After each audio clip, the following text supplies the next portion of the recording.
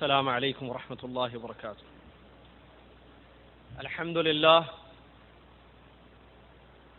لله رب العالمين، والصلاة والسلام على رسوله الأمين. أما بعد، أعوذ بالله من الشيطان الرجيم. بسم الله الرحمن الرحيم. يا أيها الذين آمنوا اتقوا الله حق تقاته ولا تموتن إلا وأنتم مسلمون. يا أيها الناس اتقوا ربكم الذي خلقكم من نفس واحدة وخلق منها زوجها وبث منهما رجالا كثيرا ونساء، واتقوا الله الذي تساءلون به والأرحام إن الله كان عليكم رقيبا. يا أيها الذين آمنوا اتقوا الله وقولوا قولا سديدا يصلح لكم أعمالكم ويغفر لكم ذنوبكم، ومن يطع الله ورسوله فقد فاز فوزا عظيما. قال الله تعالى: وما خلقت الجن والإنس إلا ليعبدون. وقال عز وجل: قل هذه سبيلي أدعو إلى الله على بصيرة أنا ومن اتبعني وسبحان الله وما أنا من المشركين. معزز علماء کرام، دینی اسلامی بھائیوں، قابل احترام اسلامی دینی ماں اور بہنوں، اور عزیز اور پیارے بچوں، تمام تعریفیں، ہر قسم کی بڑائی، مکمل حمد، ہر قسم کی عبادت اس اللہ تبارک و تعالیٰ کے لیے ہے جو ہمارا خالق، مالک، رازق اور معبود حقیقی ہے، جس کے لیے آسمان کے ستارے، زمین کے درخت سجدہ کرتے ہیں، اور کائنات کی ہر مخلوق جس کی تسبیح اور حمد بیان کرتی ہے. سبحان اللہ و بحمدہ سبحان اللہ العظیم. اس کے بعد ان گنت، بے شمار، لامحدود درود و سلام ہو اللہ کے آخری نبی محمد الرسول اللہ صلی اللہ علیہ وسلم کی ذات گرامی پر، جن کو اللہ تبارک و تعالی نے رحمت للعالمین بنا کر توحید پھیلانے کے لیے، توحید کی طرف دعوت دینے کے لیے آخری نبی بنا کر مبعوث فرمایا. اللہم صلی علی محمد وعلی آل محمد كما صليت على إبراهيم وعلى آل إبراهيم إنك حميد مجيد. اللهم بارك على محمد وعلى آل محمد كما باركت على إبراهيم وعلى آل إبراهيم إنك حميد مجيد. برادران اسلام، معزز سامعین و سامعات، جیسا کہ ابھی آپ کے سامنے اعلان کیا گیا کہ آج کی اس مبارک نشست میں مجھے جو موضوع دیا گیا ہے وہ اقبال کے شعر کا ایک مصرع ہے: نور توحید کا اتمام ابھی باقی ہے. آج انشاءاللہ میں آپ حضرات کی خدمت میں توحید کی اہمیت اور اس کی ضرورت، اس پر کتاب و سنت کی روشنی میں کچھ گفتگو کروں گا، کچھ باتیں آپ کی خدمت میں بیان کروں گا. معزز سامعین، آپ جانتے ہیں، ہم سب اس بات کو جانتے ہیں کہ اللہ تبارک و تعالی ساری کائنات کا اکیلا خالق، اکیلا مالک و رازق ہے، اور وہی در حقیقت ہمارا سچا معبود ہے کہ جس کے سوا کوئی اور بندگی اور عبادت کے لائق نہیں. اللہ تبارک و تعالی نے دنیا میں انسانوں کو پیدا کیا اور اپنی کتاب کے ذریعے اپنے انبیاء کی زبانی اپنے بندوں کو یہ بات بھی بتا دی کہ میں نے ان کو کس لیے پیدا کیا ہے اور میں ان سے کیا چاہتا ہوں، کیوں کر میرے بندے میرا حق ادا کر سکتے ہیں۔ قرآن مجید کی آیتوں کو پڑھنے سے یہ بات واضح طور پر سمجھ میں آتی ہے کہ اللہ تبارک و تعالیٰ نے پوری کائنات کو اس لیے پیدا کیا ہے تاکہ لوگ اللہ کو پہچان کر اس پر ایمان لا کر اس کا حق اس کو دے، اس کے ساتھ کوئی غداری نہ کرے یا اس کے ساتھ کوئی حق تلفی نہ کرے۔ سورہ ذاریات کی مشہور آیت اللہ تبارک و تعالیٰ جس میں ارشاد فرماتا ہے وَمَا خَلَقْتُ الْجِنَّ وَالْإِنسَ إِلَّا لِيَعْبُدُونَ، مطلب آیت کا یہ ہے کہ میں نے جن اور انس کو یعنی انسان اور جنوں کو اس لیے پیدا کیا ہے تاکہ وہ میری عبادت کریں۔ قرآن میں اللہ تبارک و تعالیٰ نے سب سے پہلے جس بات کا حکم دیتا ہے اپنے بندوں کو، ساری بنین و آدم کو، وہ توحید کا حکم ہے۔ ارشاد باری ہے یا ایھا الناس، اے کائنات کے سارے لوگوں، اعبدوا ربکم، عبادت کرو اپنے رب کی، الذی خلقکم والذین من قبلکم، جو تمہارا بھی خالق اور تم سے پہلے لوگوں کا بھی خالق، لعلکم تتقون، شاید کہ تمہارے دلوں میں اس کا ڈر پیدا ہو جائے۔ معزز سامعین، ان دو آیتوں پر غور فرمائیے۔ پہلی آیت سورہ ذاریات کی جس میں تخلیق انسان و جن کے مقصد کو اللہ تبارک و تعالیٰ نے بیان کیا، پیدا میں نے اس لیے کیا ہے تاکہ وہ میری عبادت کریں، انسان اور جن۔ تو دوسری آیت میں اللہ تبارک و تعالیٰ اسی کا حکم سب سے پہلا حکم قرآن کا، اقرأ باسم ربک الذی خلق، سورہ علق کی آیت نبی محمد صلی اللہ علیہ وسلم کو پڑھنے کا پہلا حکم دیا گیا، لیکن ہم انسانوں کو اللہ کی طرف سے سب سے پہلا حکم کیا ملا؟ توحید کا حکم۔ یا ایھا الناس، اے انسانوں، اے میرے بندوں، اے لوگوں، اعبدوا ربکم، اپنے رب کی عبادت کرو۔ رب پر سب کو ایمان، سب مانتے ہیں رب کون ہے، رب اللہ ہے۔ کافر بھی کہتا ہے رب اللہ ہے، اور مشرک بھی کہتا ہے رب اللہ ہے، یہودی بھی کہتا ہے کہ رب اللہ ہے، اور نصرانی مجوسی سب کہتے ہیں کہ رب ہمارا اللہ ہے۔ اللہ نے حکم دیا جس کو تم رب کہتے ہو، جس کو تم خالق سمجھتے ہو، جس کو تم مالک و رازق سمجھتے ہو، اس کی عبادت کرو۔ اعبدوا ربکم، اپنے رب کی عبادت کرو، الذی خلقکم والذین من قبلکم لعلکم تتقون، تمہارا خالق، تم سے پہلے لوگوں کا خالق، شاید کہ اس کے ذریعے تمہارے دلوں میں اللہ کا ڈر آ جائے۔ تو معلوم ہوا پیدائش کا مقصد توحید، اور انسانوں کو سب سے پہلا حکم توحید کا ملا۔ یہی نہیں بلکہ اللہ تبارک و تعالیٰ نے اپنے ارادے سے ہر قوم و ملت میں اپنے ایک نبی اور پیغمبر کو مبعوث فرمایا۔ وَلَقَدْ، اس کی دلیل قرآن مجید کی آیت، اللہ کا فرمان وَلَقَدْ بَعَثْنَا فِي كُلِّ أُمَّةٍ رَسُولًا، ہم نے ہر امت میں ایک رسول کو بھیجا، رسولہ نکرہ، وَلَقَدْ بَعَثْنَا فِي كُلِّ أُمَّةٍ رَسُولًا، ہم نے ہر امت میں ایک رسول کو بھیجا ہے۔ کس لیے اللہ رسولوں کو بھیجنے کا مقصد کیا ہے؟ توحید۔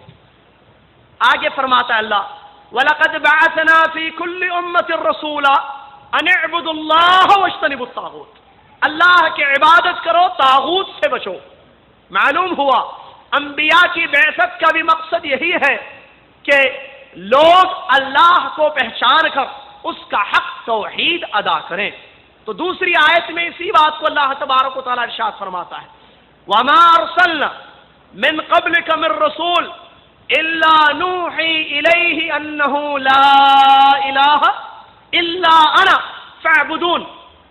اے نبی محمد صلی اللہ علیہ وسلم، ہم نے آپ سے پہلے جتنے رسولوں کو دنیا میں مبعوث کیا سب کی طرف یہی وحی اتاری کہ میں سچا معبود ہوں، لوگوں کو بتاؤ، لوگوں کو معلوم کراؤ کہ عبادت کے لائق میں ہوں، چنانچہ لوگ میری عبادت کریں۔ اس آیت کریمہ سے بھی معلوم ہوا کہ تمام انبیاء علیہم الصلاۃ والتسلیم کی بعثت کا مقصد توحید ہے۔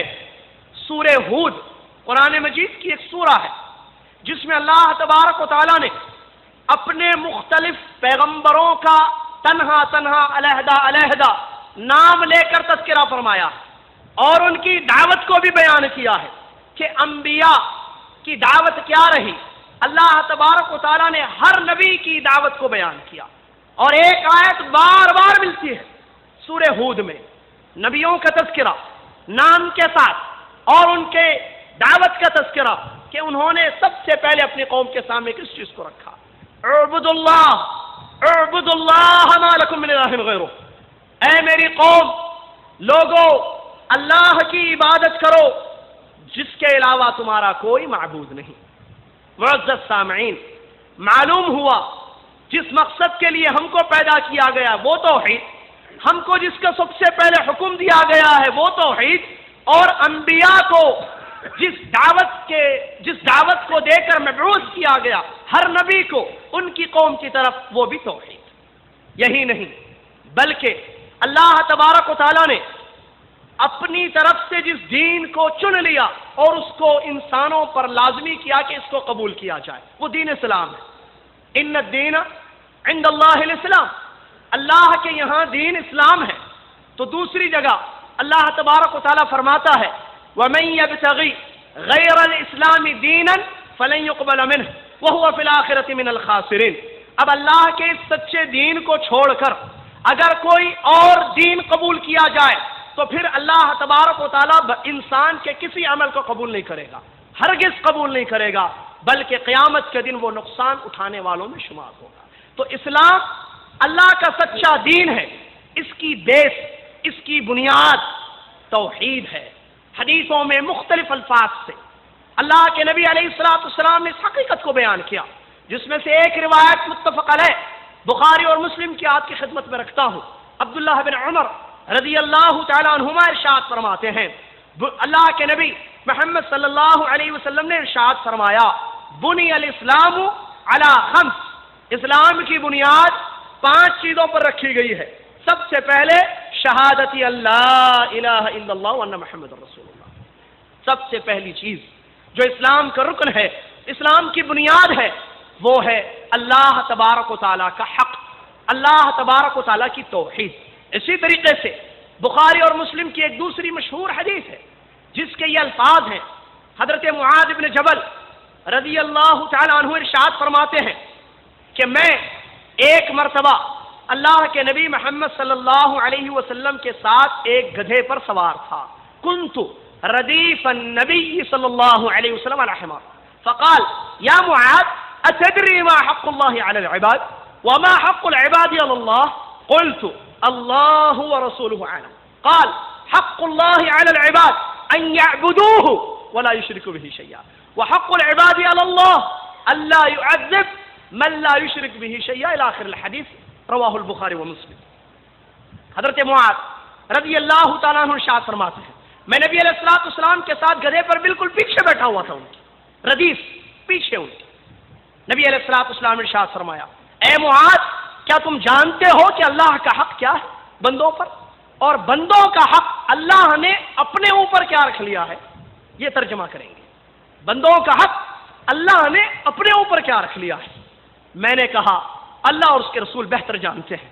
اللہ کے نبی محمد صلی اللہ علیہ وسلم نے جواب دیا حق اللہ علی العباد، اللہ کا حق سارے انسانوں پر، سارے بندوں پر یہ ہے کہ وہ اللہ کی عبادت کرے۔ کیسے؟ مشرکوں کی طرح نہیں، کفار مکہ کے جیسے نہیں، ملاوٹ والی نہیں، بلکہ اخلاص کے ساتھ عبادت۔ نبی علیہ السلام ارشاد فرماتے ہیں حق اللہ علی العباد، اللہ کا حق بندوں پر یہ ہے کہ وہ بندے اللہ کی عبادت کریں ایسے کہ اس کے ساتھ کسی چیز کو شریک نہ کریں، توحید۔ نبی علیہ الصلوۃ والسلام آگے فرماتے ہیں اللہ نے اپنے اوپر بندوں کا یہ حق رکھا ہے کہ اللہ يعذب من لا يشرك به شيئا، جو اللہ کا حق زمین پر ادا کر کے آئے گا کہ اللہ کی توحید کو سمجھے گا، اس کے مطابق زندگی گزارے گا، اللہ کے ساتھ شرک نہیں کرے گا، اللہ کے نبی محمد صلی اللہ علیہ وسلم ارشاد فرماتے ہیں اللہ اس کو عذاب نہیں دے گا۔ اللہ نے یہ حق اپنے اوپر رکھا ہے کہ میں اس کو عذاب نہیں دوں گا جو میرا حق دنیا میں رہ کر ادا کرے گا۔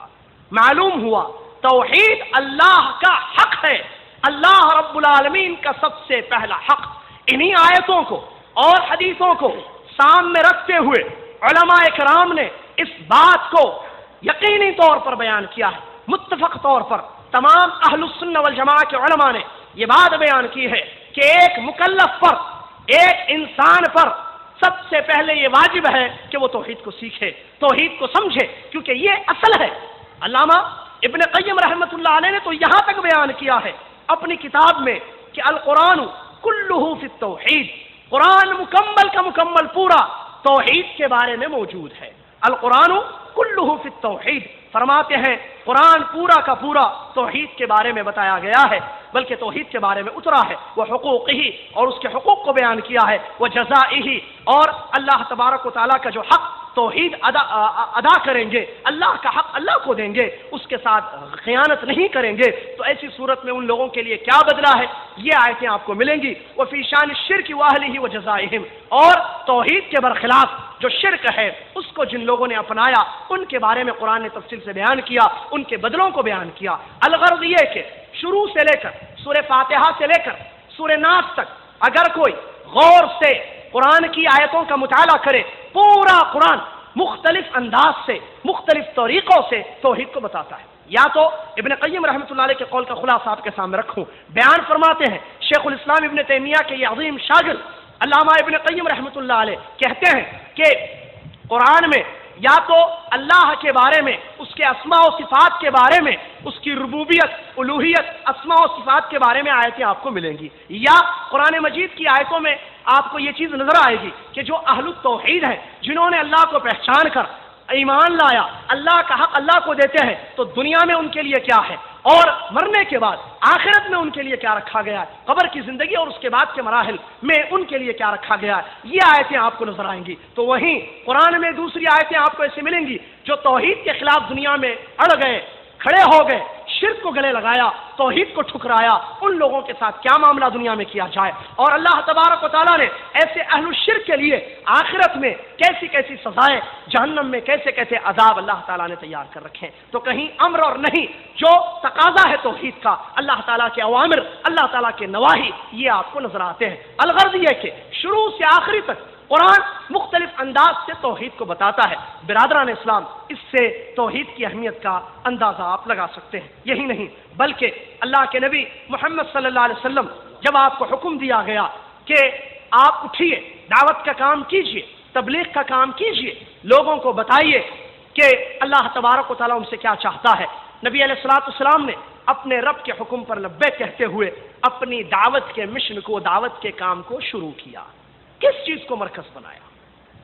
اپنی دعوت کا مرکز، جبکہ اخلاقی برائیاں مکہ میں پائی جاتی تھی، مکہ میں اخلاقی برائیاں پائی جاتی تھی، مکہ شہر میں اللہ کی حکومت نہیں چلتی تھی، بندوں کی حکومت تھی، لیکن اللہ کے نبی علیہ الصلوۃ والسلام نے کس چیز سے اپنی توحید کا، اپنی دعوت کا آغاز کیا؟ مرکز کس چیز کو بنایا دعوت کا؟ توحید کو۔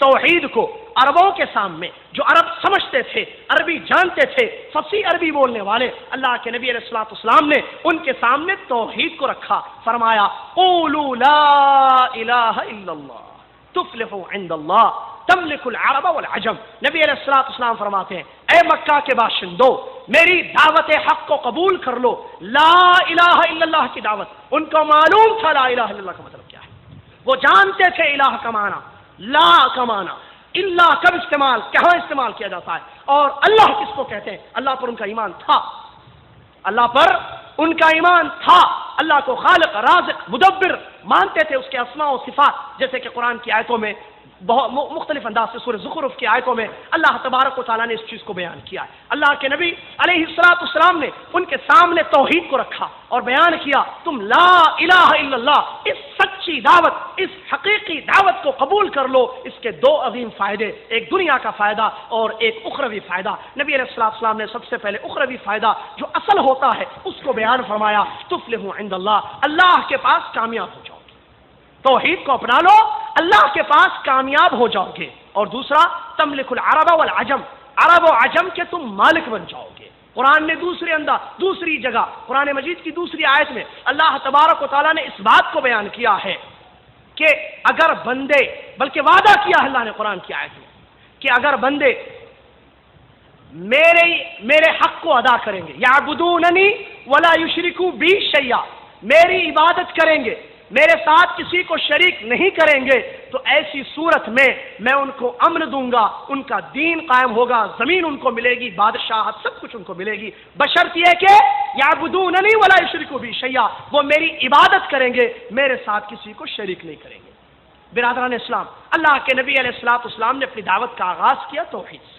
نبی علیہ الصلوۃ والسلام نے توحید سے اپنی دعوت کا آغاز کیا، اور ذہن میں رکھیں اس بات کو کہ نبی علیہ الصلوۃ والسلام جہاں مبعوث ہوئے، مکہ شہر، اور جن کے سامنے آپ نے دعوت رکھی توحید کی، وہ اللہ کو رب مانتے تھے، وہ اللہ کو خالق مانتے تھے، اللہ کو رازق مانتے تھے، مدبر الامور ہے اللہ جانتے تھے، عزیز اور علیم ہے معلوم تھا۔ قرآن نے ان کے بارے میں مختلف طریقوں۔ سوال یہاں یہ پیدا ہوتا ہے کہ وہ سب اللہ کو مانتے تھے، کیا مطلب کیا مانتے تھے وہ لوگ؟ ان کا شرک کیا تھا؟ کیا کرتے تھے وہ؟ کیوں غلط تھے وہ؟ کہاں وہ غلط گئے؟ اور ان کے بتوں کی حیثیت کیا تھی ان کے نزدیک؟ کیا وہ اللہ کے برابر ان کو مانتے تھے؟ کیا اللہ سے بڑا وہ مانتے تھے ان کو؟ وہ ان کو اللہ سے بڑا یا برابر نہیں مانتے تھے، اللہ کو سب سے بڑا مانتے تھے، وہ اللہ اکبر مانتے تھے۔ مشرکین اس بات کو مانتے تھے۔ دیکھیے ان کا شرک کیا تھا۔ اللہ تعالیٰ فرماتا ہے وَيَعْبُدُونَ مِن دُونِ اللَّهِ مَا لَا يَضُرُّهُمْ وَلَا يَنفَعُهُمْ، وہ اللہ کے سوا دوسروں کی عبادت کرتے ہیں، ایسوں کی مَا لَا يَضُرُّهُمْ وَلَا يَنفَعُهُمْ، جو نہ ان کو نقصان پہنچا سکتے ہیں نہ کوئی فائدہ پہنچا سکتے ہیں۔ اور کیا کہتے ہیں؟ ان کی حیثیت کیا ہے؟ کیوں عبادت کرتے ہیں ان کی؟ وَيَقُولُونَ هَؤُلَاءِ شُفَعَاؤُنَا عِندَ اللَّهِ، ان کا سٹیٹس کیا تھا بتوں کا؟ ان کی حیثیت کیا تھی بتوں کی؟ کہتے تھے یہ جو ہمارے بت ہیں یہ اللہ کا بدل نہیں ہے، یہ کیا ہیں؟ ہؤلاء شفعاؤنا عند اللہ، یہ اللہ کے پاس ہمارے سفارشی ہیں، یہ اللہ کے پاس ہمارے کیا ہیں؟ وسیلے ہیں۔ تو وہاں بھی وسیلے والا شرک تھا، وہ ان کو اللہ تک پہنچنے کا ذریعہ مانتے تھے، منزل اور مقصود نہیں مانتے تھے۔ مقصود کس کو مانتے تھے؟ اللہ کو۔ اب بتائیے بڑا چھوٹے کے پاس سفارش کرتا ہے کہ چھوٹا بڑے کے پاس سفارش کرتا ہے؟ ذرا مانو نا اس کو، ذرا دے دو اس کو۔ تو کون کرتا؟ یہ ایسا بولنے والا کون رہتا؟ چھوٹا کہ بڑا رہتا؟ یہ چھوٹا رہتا۔ وہ بتوں کو چھوٹا مانتے تھے، اللہ کو بڑا مانتے تھے کہ اللہ کے پاس یہ کیا کریں گے؟ سفارش کریں گے تو اللہ دے گا، یہ اللہ کے پاس ہمارے بت سفارش کریں گے تو اللہ دے گا۔ کہتے تھے ہؤلاء شفعاؤنا عند اللہ، یہ اللہ کے ہاں ہمارے سفارشی ہیں، ہماری طرف سے اللہ کے پاس سفارش کرتے ہیں۔ اللہ نے فرمایا قل اتنبئون اللہ بما لا يعلم فی السماوات ولا فی الارض، کیا تم اللہ کو ایسی انفارمیشن دے رہے ہو کہ آسمان و زمین میں جس کا وجود ہی نہیں ہے؟ یعنی تم بتا رہے ہو کہ اللہ کی سفارش ہیں، اللہ کو تو نہیں معلوم ایسی کوئی سفارشی اللہ کے ہیں، اللہ نے ایسے کوئی سفارشی نہیں بنائے، تو اللہ کے علم میں ایسی کوئی سفارشی ہے نہیں، اور جو چیز اللہ کے علم میں نہیں ہے وہ وجود میں ہے، اللہ کو معلوم نہیں اور ہے، ارے یہ بھی رہتا اللہ کو نہیں معلوم، ایسا ہوتا؟ نعوذ باللہ۔ اللہ نے فرمایا اللہ کے علم میں ایسی کوئی سفارشی ہے ہی نہیں، نہ آسمانوں میں نہ زمین میں۔ کوئی بولے اچھا زمین میں نہیں آسمان میں تو ہے نا، آسمان میں بھی نہیں ہے، ایسے کسی سفارشی کا وجود نہ آسمانوں میں ہے نہ زمین میں ہے۔ سبحانہ وتعالی عما یشرکون، اللہ نے کیا فرمایا؟ اللہ پاک ہے ان کے اس شرک سے جس میں مبتلا ہے، یعنی اس کو ایسے سفارشی بنانا، اس کو اللہ نے کیا قرار دیا؟ شرک، کہ جو عمل اللہ کے ساتھ عبادتی عمل خاص ہے، ذبح کرنا اللہ کے لیے چاہیے، اب اگر وہ کسی اور کے نام سے ذبح کر رہا ہے، کسی اور کے تقرب کے لیے، اس کو خوش کرنے کے لیے ذبح کر رہا ہے، تو یہ اللہ تک پہنچنے کے لیے اس کو ایسا کر رہا ہے، سفارشی کے لیے کر رہا ہے، یہ خوش ہو تو اللہ بھی خوش۔ لیکن ایسا عمل کیا ہے؟ اللہ نے کہا کہ سبحانہ تعالی عما یشرکون، اللہ ان کی شرک سے پاک ہے۔ اللہ تعالیٰ نے ایک جگہ فرمایا، یہ سورہ یونس کی آیت ہے، سورہ زمر میں اللہ نے فرمایا ام اتخذوا من دون اللہ شفعاء، کیا انہوں نے اللہ کے سوا سفارشی بنا رکھے ہیں؟ قل اولو كانوا لا يملكون شيئا ولا يعقلون، تم ان سے کہو کہ کیا یہ کسی چیز کے مالک نہ ہو تب بھی ان کو سفارشی بنائیں گے؟ یہ عقل نہ رکھتے ہوں، کچھ سمجھتے نہ ہو تب بھی ان کو سفارشی بنائیں گے؟ قل للہ الشفاعۃ جمیعا، کہو کہ سفارش کا حق صرف اللہ کے پاس ہے۔ یہ نہیں کہ سفارش بٹ رہی ہے، لو سفارش کرو، لفٹ سفارش کرو، کسی کے ہاتھ میں سفارش ہے نہیں ہے۔ سفارش کی اتھارٹی کس کے پاس ہے؟ اللہ کے پاس ہے۔ اللہ جس کو موقع دے گا وہی سفارش کرے گا۔ من ذا الذی یشفع عنده الا باذنہ، اللہ جب تک کہ اجازت نہ دے کوئی سفارش نہیں کر سکتا ہے۔ قل للہ الشفاعۃ جمیعا لہ ملک السماوات والارض، آسمان اور زمین کی بادشاہت اسی کی ہے۔ ثم الیہ ترجعون، تم سب کو پلٹ کے اسی کے پاس جانا ہے۔ تو عرب کے لوگوں کا شرک یہ تھا کہ وہ اپنے بتوں کو، اپنے صالحین کو جو دنیا سے چلے گئے ہیں، ان کو اللہ کے ہاں سفارشی مان کر ان کی عبادت کرتے تھے کہ یہ خوش ہو جائیں تو یہ اللہ کو خوش کریں گے، یہ ان کی سفارش تھی۔ جیسے اللہ نے فرمایا والذین اتخذوا من دونه اولیاء ما نعبدهم الا ليقربونا الى الله زلفى، اور وہ لوگ جنہوں نے اللہ کے سوا اولیاء بنا رکھے ہیں، اللہ کے سوا اپنے کارساز بنا رکھے ہیں، سرپرست کام بنانے والے بنا رکھے ہیں، ان کا سٹیٹمنٹ کیا ہے، ان کا بولنا کیا ہے، کیوں کرتے ایسا ہو؟ وہ کہتے ہیں ما نعبدهم الا ليقربونا الى الله زلفى، وہ کہتے ہیں کہ ہم ان کی عبادت کیوں کرتے ہیں؟ ہم ان کی عبادت اس لیے کرتے ہیں کہ یہ ہم کو اللہ سے قریب کرتے ہیں۔ تو مشرکین ابو جہل، ابو لہب کس سے قریب ہونا چاہتے تھے؟ دیکھیے، وہ اللہ کا قرب چاہتے تھے، ان کو اللہ چاہیے تھا، اللہ چاہیے لیکن ملا نہیں ملا۔ وہ مشرک، وہ کافر بن کے دنیا سے گئے، کیوں؟ اس لیے کہ اللہ کو مان کے بھی مشرک، اللہ کو مان کے بھی کافر، یعنی اللہ کو مان کے بھی آدمی غیر مومن ہو سکتا ہے۔ کیوں؟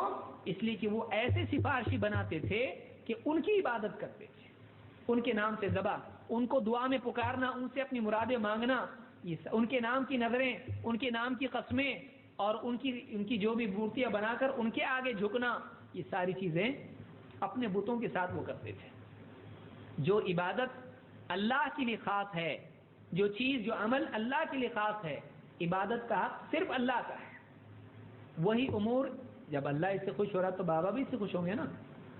اللہ کو خوش کرنے کے لیے کیا ہے؟ نماز ہے، یہ ہے، سجدہ ہے، دعا ہے، نظر ہے، قربانی ہے۔ اللہ کو خوش کرنے کے لیے یہ ہے۔ یہی خوش کرنے کے کام وہ کس کے لیے کرتے تھے؟ اپنے بتوں کے لیے کرتے تھے۔ لیکن وہ مقصود تھے ان کو پانا اصل نہیں تھا، ان کے تھرو کس کو پانا تھا؟ اللہ کو پانا تھا۔ تو منزل یہ نہیں ہے، ذریعہ ہے۔ آج بھی لوگ کیا بولتے ہیں؟ ارے ہم کو اللہ تھوڑی مانتے، ہم کو کیا سمجھ رہے تم؟ ہم کو اللہ مانتے ہیں، ان کو نہیں، ہم کو اللہ نہیں مانتے۔ اللہ تو اللہ ہے بھائی، پھر یہ کیا ہے؟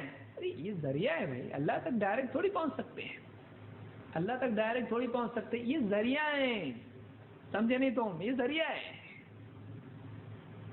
اب کنویں میں پانی نکالنا تو کیسے چلتا؟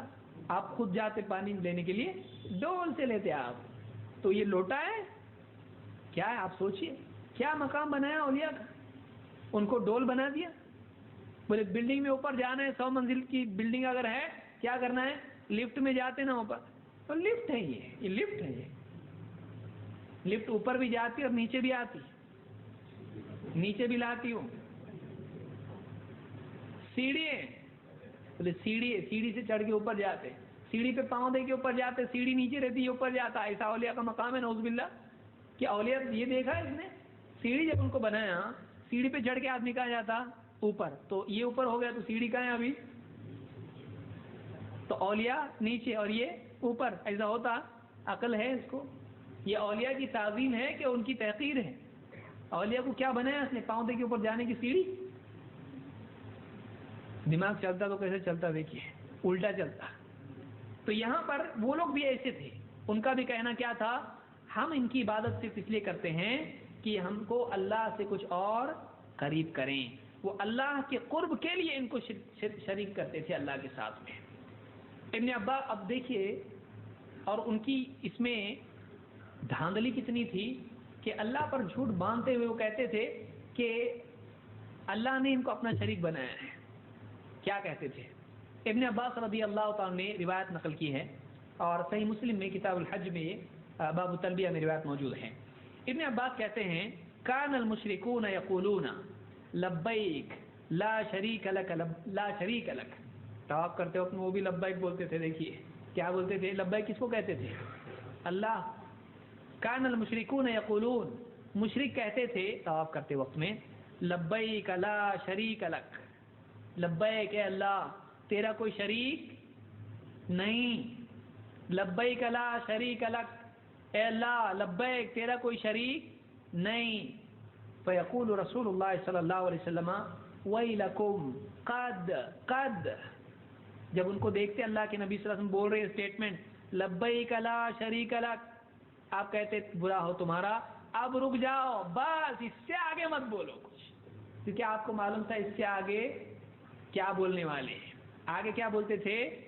پھر اس کے بعد تیرا کوئی شریک نہیں ہے، لیکن الا شریکن هو لک تملکہ وما ملک، ہاں سوائے اس شریک کے جس کو تو نے شریک اپنا بنایا ہے. لیکن کیسا شریک ہے وہ؟ تملکہ وما ملک، تو اس کا مالک ہے، اور وہ جس کا مالک ہے اس کا بھی تو ہی مالک ہے اللہ. یعنی اس شریک کو، وہ اللہ کو کیا سمجھتے تھے؟ اس شریک کا مالک. یہ جو بت ہیں ان کا مالک کون ہے؟ سب کا مالک ایک. وہ مانتے تھے، وہ مانتے تھے یہ سب بندے ہیں، اور یہ اللہ نے اپنے لیے مقرر کیے ہیں کہ اللہ تک پہنچنے کے لیے کیا ہیں؟ شریک ہیں. تو وہ کہتے تھے لبیک لا شریک لک، اللہ تیرے کوئی شریک نہیں ہے، ہاں ایسا شریک ہے جس کا تو مالک ہے، اور وہ جس کا مالک ہے اس کا بھی تو ہی مالک ہے. اب سوچئے ایسا شرک ان کا تھا. وہ اللہ کو سب سے بڑا مانتے تھے کہ نہیں مانتے تھے؟ پھر بھی وہ مشرک تھے. اللہ کو مان کے، اللہ کو سب سے بڑا مان کے، اور اپنے سارے بتوں کا مالک مان کے بھی وہ مشرک تھے. اس کو امام مسلم نے روایت کیا ہے. کہتے ہیں کہ یقولون ھذا وهم یطوفون بالبیت، وہ کعبہ کا جب طواف کرتے تھے اس وقت میں وہ طواف بھی کرتے تھے کعبہ کا، دیکھیے، اور اس وقت میں لبیک اللہم لبیک کہتے تھے.